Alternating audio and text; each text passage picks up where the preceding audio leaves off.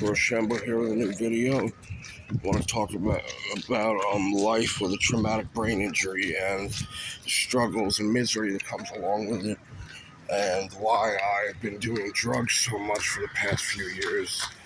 And if anyone's seen my videos before 2017, you'll see huge difference in my behavior and attitudes before that and then after that. And the video of when I actually did come home from Queens, New York, my best friend's job. We were recording some music, and I was doing a lot of Ritalin and kept doing it, and I was fine.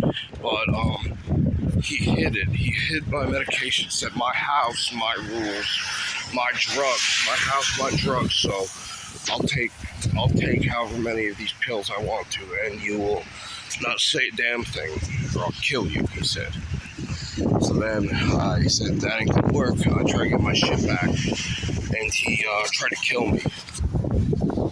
He hit me over the head with a bottle, and I bled out, and he wouldn't let me call an ambulance, and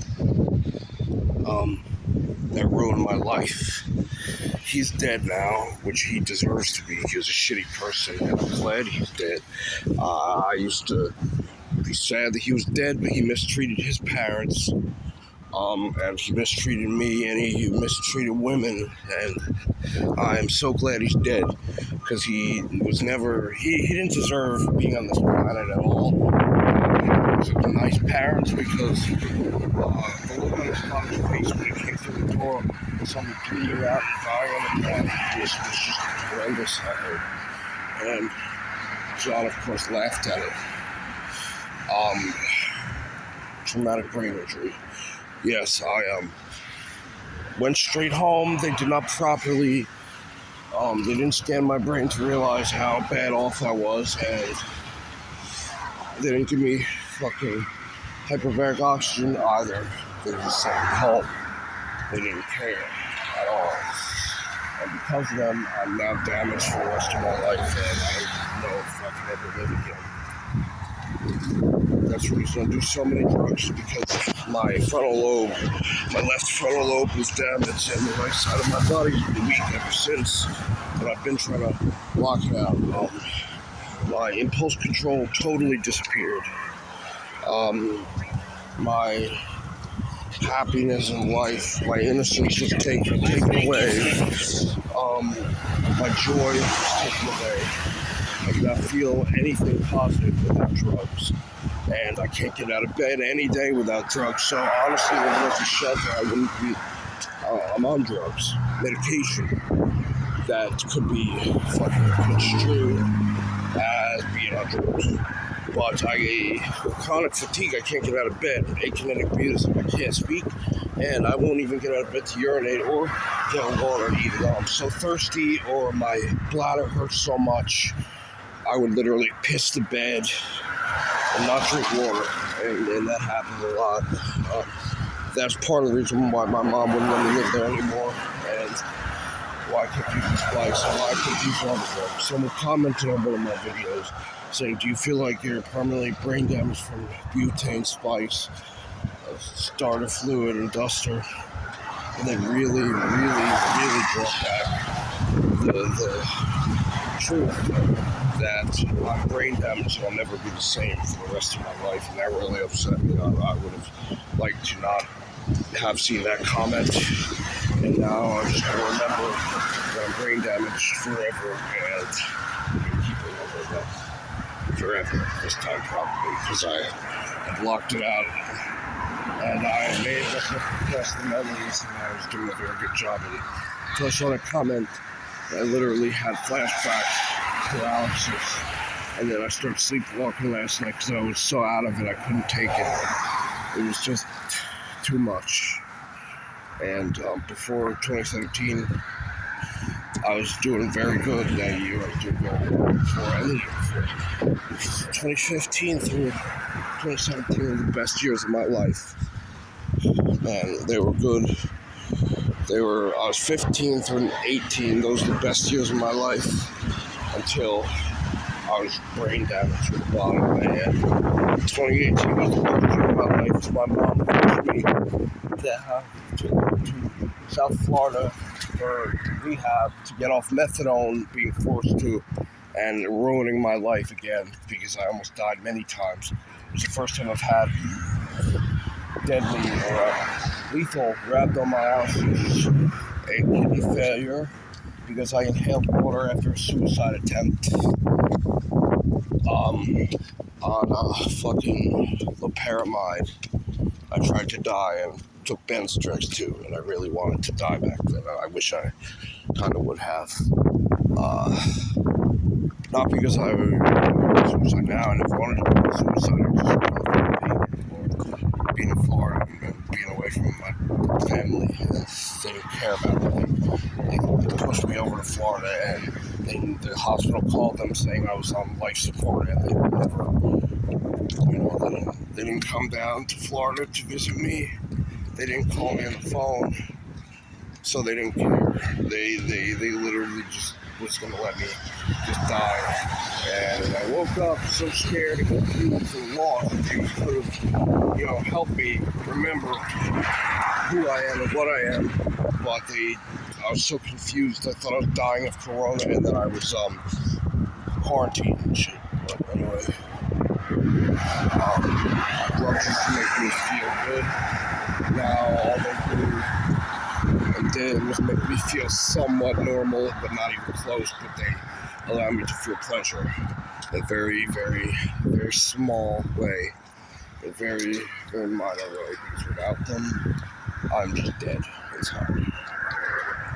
Spice didn't do the same thing it used to before that. It would actually make my brain injury very, very hard to deal with. I'd be in so much pain. But before the injury, Spice used to make me feel absolutely amazing. And I was euphoric because of the fact that I finally was starting to behave and think like an adult. And it sort of just made me cry almost how much suffering I had gone through the years of my life, and that I was finally healing from it until July 7, 2017, when my life was irreparably ruined from that thing that John did. I should have pressed charges. He should have been in jail. I would have loved for him to be in jail, be stuck in jail for attempted murder and for attempting to molest a 13-year-old girl, which he did do. I'm saying that now. He molested a little girl, 13-year-old girl, and then he stalked her and called her and told them to kill herself. And for some reason, her parents didn't press charges, but they should have. I would have loved John to be in jail and to cry and say I would have I would have loved that. I would have loved him not to die so he could suffer in jail and prison for a very long time. And hopefully assaulted a cop in there so he it would have been nice to have him permanently locked up in prison. Can't imagine him crying like a little bitch every day. That would have been nice, but he got the easy way out. Then he ruined his father and mother's life. He's such a selfish little asshole prick, loser. That's what he is. I wish he would still be alive to suffer today.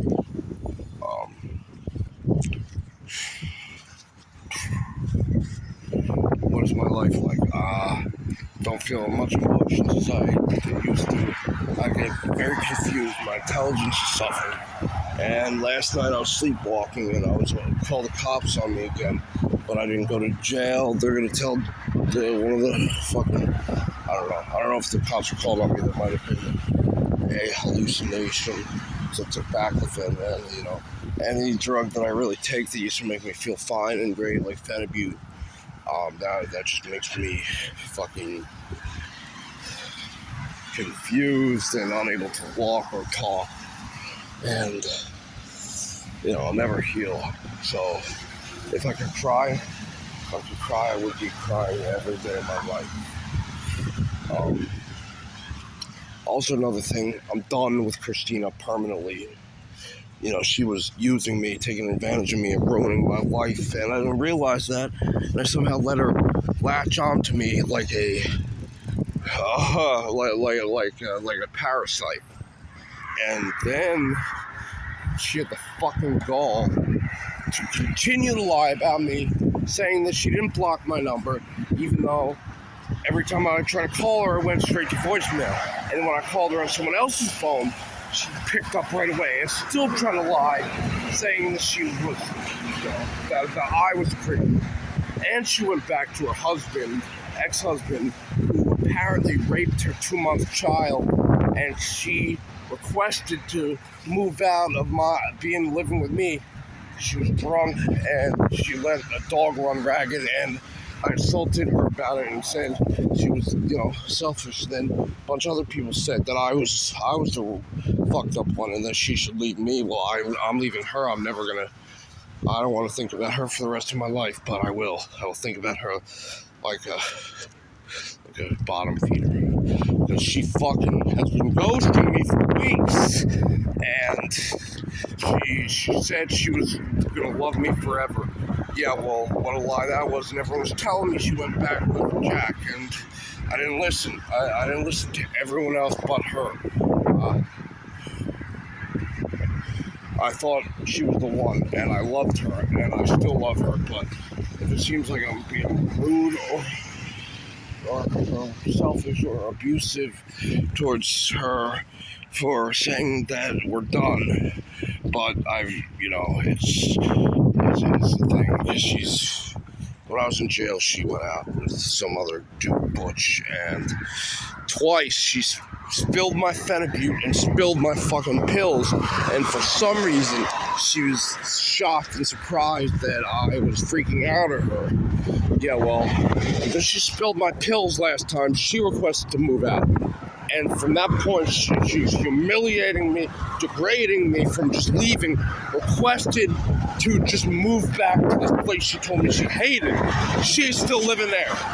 I had to go to fucking detox because Krista turned off the fucking power. Everyone else got relocated. They were allowed to continue living there, except the power shut off on me, and she said she was going to deal with it the next day. But the next day, she dealt with it by moving. That was the day she was going to move Joe back to the ranch. So she lied to me and my mother. She basically told my mother, oh, just worry about your meeting, basically like a feminist, that I'm so worthless that I could just be ignored. Well, she came and picked that Joe guy up, so she wasn't going to turn the power back on. It just didn't matter to her since the people that mattered were brought back over to her, so she could just stop thinking about me. Well, you know what? Christina ruined my life. She fucking told lies to Krista, saying that I was inviting men over to the house. I should be living there. She should not. She should be still on the street. But you know what? She lied. She manipulated. And now I'm in a fucking shelter because of that bitch. I never want to think about her for the rest of my life. I love her, and I do love her. And the resentment I feel in these words that I'm saying, she just ghosted me. Fuck Joe, whatever, fuck him. And she told this Jack dude that I was doing shit that was extremely personal, and he also said, oh yeah, Joe's not a problem anymore. His mother has to, it's his mother's responsibility. I just need to worry about the safety of me and Christina. Well, you know what? Enjoy your safety. Because now I'm never gonna date anyone else as long as I live. Especially women. I'm done with women. Trans women's a different story, but because of what I've learned from how women are and how they do and what they do, I wanted to marry her. I wanted to take care of her children for the rest of my life, her life, and be a good father for children. But none of that matters. She lied. She loved me, yes. I loved her. Now I can't love for the rest of my life. And you're saying, oh, you're just saying that. Oh, you're trying to make her feel bad. No, she doesn't even watch my videos anymore. So, thanks, Christina. Thanks for Thanks for confirming that love is false and that people just they feel like they're justified for me to just ignore me for the rest of my life and ghost me. She deludes herself, making her think that. Called me a one-track mind way long ago. She's living at that ranch. I'm not. I'm on the street. So I hope you feel good about yourself, Christina. I hope you do, because I loved you. I was gonna marry you. I was gonna continue to better myself for me and for you. You told me the only people I need to worry about are me, her, and my mother. Well, thanks. I loved you. I really did. I wish I could. I wish you didn't go to me. You're not even respectable enough. You don't even care about me enough to fucking send me a text message or a call saying that you're done with me. Or see me in person saying that. Well, you did. Thank you for nothing. And I'm going back to the ranch and I'm going to get you kicked out. That's the way it is.